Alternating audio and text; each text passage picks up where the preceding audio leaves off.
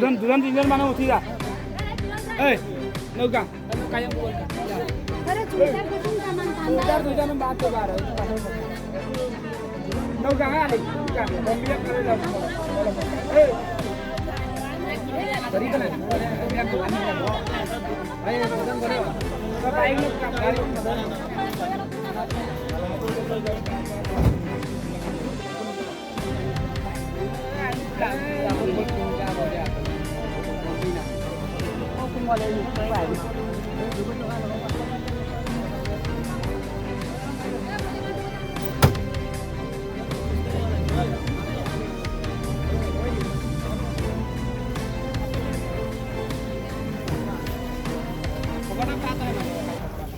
ঘটনা আকস্মিক ঘটনা আমাৰ এই সম্প্ৰদায়ৰ দাঁতিকাষৰীয়া কাজিৰঙাৰ আপোনাৰ টিংকাল চুংক্ৰাং নামৰ মহিলাগৰাকীক আজি হঠাৎ আপোনাৰ বনৰীয়া গাহৰি আক্ৰমণ কৰি নিহত কৰে।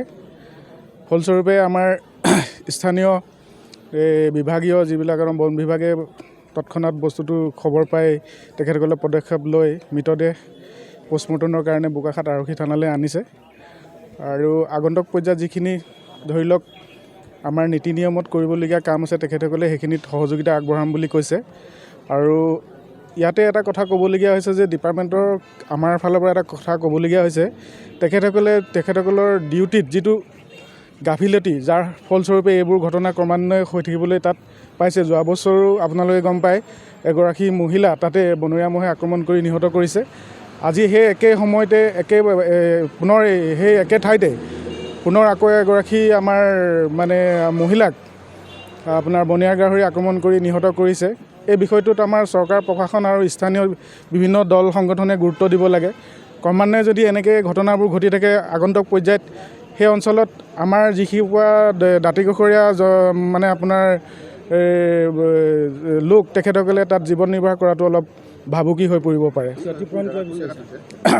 ঘটনাটো হৈছে আপোনাৰ বেলগুৰি আপোনাৰ ৰাইননেল আপোনাৰ অঞ্চলত অগৰাতলি জেগাটো আৰু ক্ষতিপূৰণটো তেখেতসকলে দিবই লাগিব। এইটো চৰকাৰৰ এটা ব্যৱস্থা আছে। ব্যৱস্থাত তেখেতসকলে আমাৰ যি পৰিয়ালৰ এই ঘটনা ঘটিছে তেখেতসকলক উপযুক্ত ক্ষতিপূৰ্ণ দিব লাগিব বুলি আমাৰ দাবী নহয়, এইটো এটা পৰ্যায় আছে, পৰ্যায়ক্ৰমে তেখেতসকলক দিব লাগে।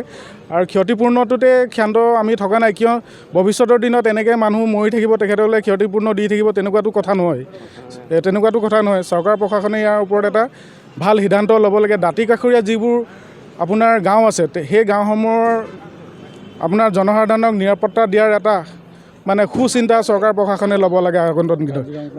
আৰু কাজিৰঙা ৰাষ্ট্ৰীয় উদ্যানৰ কৰ্তৃপক্ষই ইয়াৰ ওপৰত অলপ গুৰুত্ব দিব লাগে আৰু আগন্তুক দিনত যাতে পুনৰাবৃত্তি নহয় তাৰ বাবে আমি অনুৰোধ জনাইছোঁ। ধন্যবাদ।